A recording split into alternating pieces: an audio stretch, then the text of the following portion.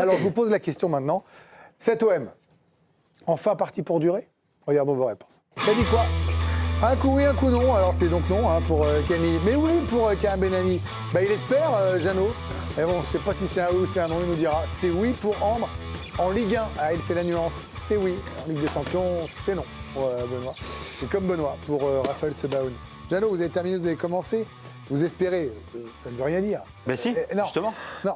J'espère non, mais si, je suis désolé. J'espère parce qu'il faut que ça dure pour la Ligue 1, pour le suspense de la Ligue 1. Quand on voit le match qu'ils ont livré face à Lens, ils ont étouffé les Lensois. Les Lensois, le match qu'ils ont livré, je crois qu'il faut arrêter de rêver. Ils ne peuvent pas être champions de France en jouant comme ça, c'est pas possible. Et pourtant, ils ont des arguments et ils l'ont démontré. Ils se sont fait croquer. Voilà. Marseille, moi j'étais très craintif sur le fait que Greenwood soit sur le banc en se disant quand même c'est le match au sommet. Bon, ok, il le fait souffler, il pense à Bruges et il tente un coup de poker avec Timber et Waneri. Et le coup de poker est plutôt gagnant. Quand on voit la remontée de Lyon, quand on voit que Lens marque le pas et que le Paris Saint-Germain piétine un petit peu, moi j'espère que l'OM va y arriver. Non mais piétiner le PSG, mais si, ils piétinent dans la qualité, dans la machine à gagner qu'ils étaient jusqu'à présent, dans la Mais je connais un grand sage, répondant au nom de Karim Benani, qui m'expliquait que l'important c'était la comptabilité. Vous avez raison. Vous vous souvenez de ça? Je suis d'accord avec cette personne. C'est la comptabilité qui compte, mais aujourd'hui, je trouve que le Paris Saint-Germain bégaye son football. Alors ça veut dire quoi pour l'OM? C'est quoi les espérances de Jeannot Rességuier? C'est déjà faire un gros match à Bruges parce qu'ils sont obligés dans la continuité et ils sont obligés de se qualifier pour la Ligue des Champions. Enfin... Oui, ils peuvent perdre et se qualifier. Donc il faut qu'ils se qualifient. Je modifie la phrase, mais après derrière, le rendez-vous c'est au Parc des Princes. Et c'est ce soir-là que l'Olympique de Marseille va être capable de démontrer s'ils sont à la hauteur. Mais je dis encore une fois, attention à Lyon, on en parlait tout à l'heure, sur la dynamique de l'Olympique lyonnais en ce moment. Et c'est ça qui m'amène à dire, j'espère, pour la qualité du championnat et pour la deuxième partie de la saison. On est mi-janvier, normalement c'est la période où Karim Benani est optimiste pour l'Olympique de Marseille. Alors Karim, est-ce que vous êtes optimiste pour l'Olympique de Marseille? Après ce match de Lens... c'est ma question. Oui, grandement. Vous m'aurez posé la question après le match de Liverpool. Ouais, j'aurais peut-être pas répondu à la même chose. Non, mais en fait, c'est le problème. On a beaucoup parlé du jeune joueur qui est au-dessus de votre tête, là, que l'on vient de voir à l'instant, Nwaneri, effectivement, qui est prêté par Arsenal et qui a livré une prestation assez bluffante. Ouais, il a du ballon de 18 ans. Mais moi, ce que je retiens vraiment de ce mercato hivernal pour le moment et de ce match contre Lens, c'est l'apport d'un joueur comme Timber au milieu. Alors, ce n'est que le premier match, mais on a vu Højbjerg au milieu de terrain et qui est en interview à l'instant.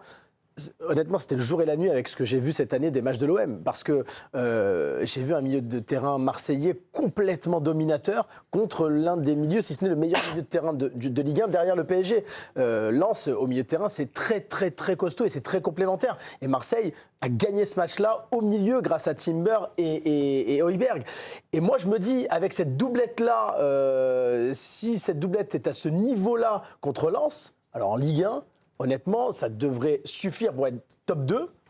Et pourquoi pas plus, si jamais le PSG piétine dans la deuxième partie de saison. Ils sont capables de jouer le titre. Non, c'est pas ce que je dis. Mais pourquoi pas plus? Il y a 7 points aujourd'hui, c'est beaucoup. Pourquoi pas plus? Non, mais il y a 7 points et le juge de paix sera, et Jeannot l'a dit, le match contre le PSG dans 2 semaines au Parc des Princes. Ils les attendent au Parc, je pense qu'ils sont... Oui, mais il y a un match difficile pour le PSG samedi contre Strasbourg, alors que l'OM joue un match contre le PFC qui n'est pas au mieux de sa forme. Derrière, il y a ce match au Parc des Princes. Moi, je me souviens de la prestation de l'OM au Trophée des Champions contre le PSG. Oui, mais l'OM contre les forts, en Ligue 1, ça pose pas de problème. C'est contre les petits que ça pose problème. Il joue un fort dans 2 semaines. Donc moi, oui, mais le Paris FC, moi, je me dis, honnêtement, j'ai vu Marseille jouer lamentablement contre Nantes, jouer pas très très bien contre Liverpool, jouer peut-être probablement sa meilleure première période contre Angers, même dans la globalité contre Lens, probablement le match le mieux maîtrisé contre les leaders de Ligue 1. Donc on a du mal à savoir où l'OM va, mais là, ce match-là contre Lens, qui est le dernier, avec ces joueurs-là, me laisse vraiment penser que l'OM peut faire une deuxième partie de saison canon. Et juste rapidement, pour ajouter, 3 joueurs de longue blessure, de retour importants. Medina, ça change beaucoup de choses. La réussite de Gouiri. Et puis derrière, Traoré, dans son entente avec Gouiri, ça fait quand même des points positifs. Il faudra gérer les états d'âme de Pavard, du coup. Ah, mais maintenant, il va falloir autre chose. On va voir si Roberto De Zerbi est un coach. C'est-à-dire que là, il a quand même... il est suspendu contre Bruges. Il a tout ce qu'il faut. Donc, c'est à lui maintenant de bien gérer son effectif. Mais après, sur le match contre Lens, sur la globalité, oui, Marseille a fait un très très bon match. Mais c'était encore meilleur meilleur que la première période contre Angers, la première période, les 45 minutes contre Lens. Parce que là, c'était le véritable adversaire. C'était le leader avant le coup d'envoi de la Ligue 1. Ils ont été efficaces et ça leur manquait un petit peu depuis le début de la saison. Il y avait beaucoup de passes dans la surface adverse dans les 45 premières minutes et même techniquement, ils ont été largement au-dessus les Marseillais sur les 45 premières minutes. Donc sur 90 minutes, s'ils arrivent à répéter ça, peut-être début février contre le Paris Saint-Germain, pourquoi pas. Et sur les recrues, pour aller dans le sens de ce que disait Karim, elles se sont intégrées très vite et on a un petit peu regardé leurs statistiques dans le match qui sont d'ailleurs assez semblables alors qu'ils n'occupent pas forcément les mêmes postes, mais c'est beaucoup de ballons touchés, c'est beaucoup de passes vers l'avant, beaucoup de passes vers le dernier tiers, beaucoup de duels gagnés, et donc des prestations globales qui sont hyper intéressantes pour Timber et Nwaneri pour leur premier match avec l'Olympique de Marseille dans un gros match de Ligue 1. Et juste rapidement, Greg, quand on parlait de Marseille, quand l'OM piétinait, même dans le jeu, n'était pas très bon, on expliquait qu'offensivement, il n'avait pas beaucoup de choix finalement devant. Il ne pouvait mettre qu'Aubameyang quand Gouiri était blessé et Robinho Vaz était en apprentissage à ce moment-là. Donc c'était compliqué pour l'OM d'avoir une variété offensive. Là, avec l'apport de Gouiri, ça change complètement la donne. C'est un joueur qui s'est combiné, qui s'est joué avec les autres, et notamment un joueur comme Greenwood ou des joueurs techniques autour de lui. Ce qu'Aubameyang peut moins faire et fait moins depuis quelques matchs. Donc là, ça veut dire qu'il a du matos, Roberto De Zerbi. En fait, là, normalement, vous avez, ils vont pas arrêter les recrues tous les 6 mois en revanche, parce que si c'est pour que les gamins fassent des matchs comme ça.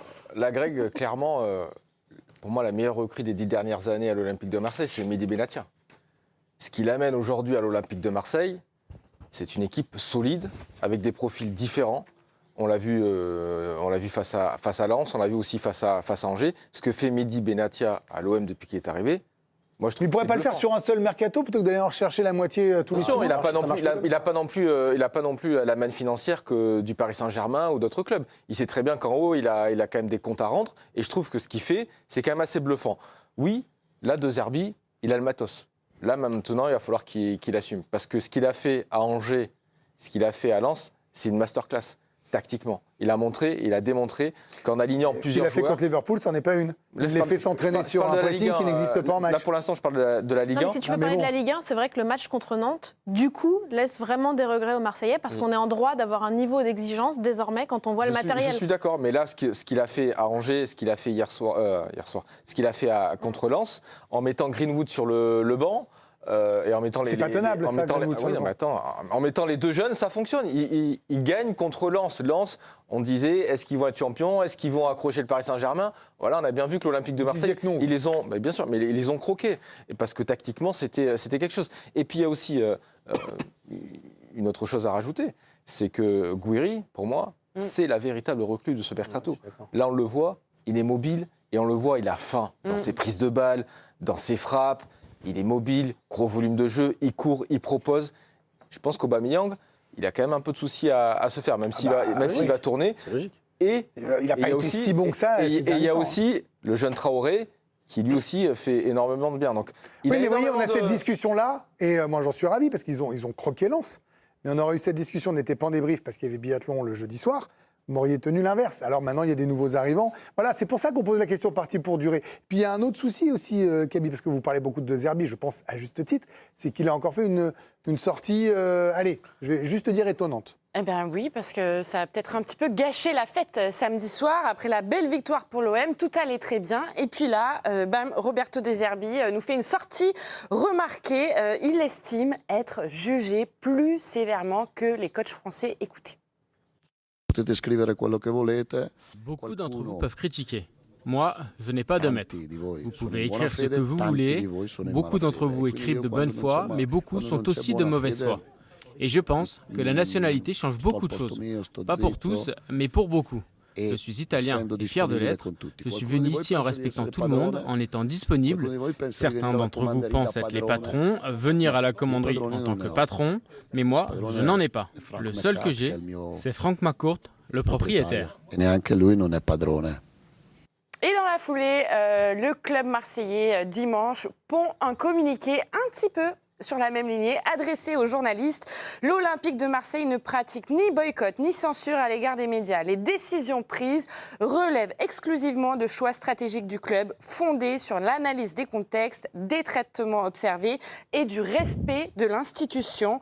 L'Olympique de Marseille est en droit d'attendre de l'ensemble des journalistes le respect des règles déontologiques qui encadrent la profession. Le club se réserve le droit d'agir par toutes les voies appropriées face à toute mise en cause infondée portant atteinte à son image ou à celle de ses collaborateurs. Le message est bien passé aux médias ou à la presse en tout cas. Et puis aujourd'hui, un soutien clair affiché à Roberto De Zerbi, c'est celui de Pablo Longoria dans The Telegraph qui affirme vouloir faire de Roberto De Zerbi un Diego Simeone, donc l'inscrire dans la durée. Je serais ravie que Roberto reste longtemps. J'aimerais qu'il devienne comme Diego Simeone à l'Atlético de Madrid. Il est normal que les grands clubs cherchent à recruter Roberto. Quand on a un entraîneur de son calibre, il faut s'y attendre, car il s'agit de Roberto. Parallèlement, je dois jouer ma carte et partager le même enthousiasme pour l'avenir. Bref, on croise les doigts pour conserver Roberto De Zerbi du côté de l'OM. On n'a pas bien compris cette sortie-là, mais en même temps, je me dis que c'est l'OM, quoi. Même quand ça va bien, ils arrivent à remettre un petit peu de drama là-dedans. C'est ça qui est dommage, c'est peut-être le sens du timing, parce que là, à vous écouter, on est un média, on est lu, on est écouté, et tous autour de la table, on est assez unanime, notamment sur nos ardoises. Voilà, on dit que c'est vrai que c'est un match référence, un match plein, il y a tout ce qu'il faut, tous les ingrédients. On oublie Liverpool, on a la qualité de jeu, on a la qualité d'effectif, on a la profondeur de banc. Je peux faire la liste de tous les arguments qu'on a déployés tous ensemble. Et pourtant, voilà, il y a cette énième croisade contre les médias et les journalistes qui revient et qui fait doucement glisser le club dans cette hystérie à chaque fois. Attention à ne pas remettre de l'huile sur le feu là où il n'y a pas de feu. Normalement, à la base, voilà, c'est toujours incandescent autour de ce club. On a l'impression qu'on Après, c'est l'ADN de... Voilà, c'est l'ADN, comme à un moment, le Bayern était le FC Hollywood, le PSG faisait des crises de novembre. L'OM, quand ça va bien, il y a une étincelle et Cet Olympique de Marseille arrive à faire tomber un Lens qui... Désolé, Jeannot, mais moi, je ne peux pas minorer la prestation, parce que tu disais Lens, en ce moment, ils n'étaient pas si bien. Ah, pas en ce moment, c'est le match contre Marseille. On a tous dit, c'est incroyable ce qu'ils produisent. Moi, j'ai trouvé ça incroyable. Je trouve que ça fait 3 mois que Pierre Sage, on salue ce qu'il fait. Je trouve ça incroyable ce que Marseille a réussi à faire, la manière dont ils ont réussi à les faire déjouer.